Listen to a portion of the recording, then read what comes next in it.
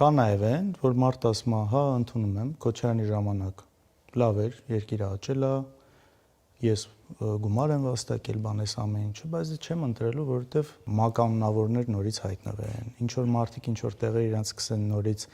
լավ զգալ, ասենց ասած ուրիշների հաշվին։ Ինչ որ երևույթներ կա, որ նստված կա թողել, որը ինձ թվում է մենք խնդիր ունենք այս մասով ինչ որ ճիշտ մի հատ բացատրելու։ Նախ նաև ակնկալիք կա ինձ թվում է ինչ որ բաներ ընդունելը, որ եղել է ու սխալ է եղել։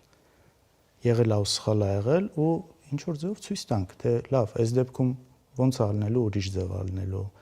Տեղեր կա իրականությունը ցույց տալու, թե ինչի է, որ այդպես է եղել։ Ես մարդ ունեմ, օրինակ ծանոթ ունեմ, Շոր գյուղից 2004-5 թվից ինքը չի սիրել իշխանությանը, կոնկրետ այդ գյուղում մի հատ պաշտոնավորի պատճառով, որը իրան լավ չի պահել։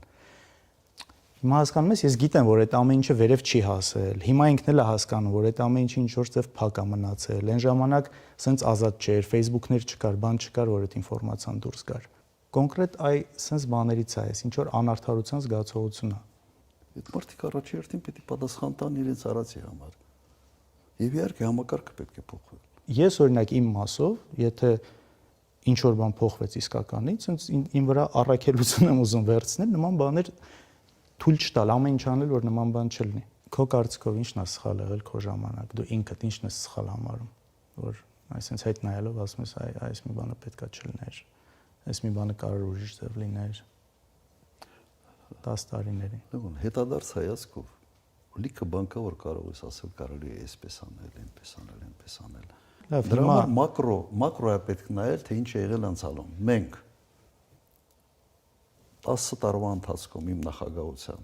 մարդկանց անվտանգությունը ապահովել ենք, թե ոչ։ Երկրում տնտեսությունը, ամեն մի քաղաքացու բարեկեցությունը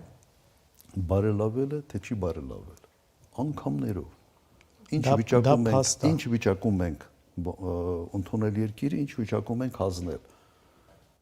Հիմա Մակրոն սա է։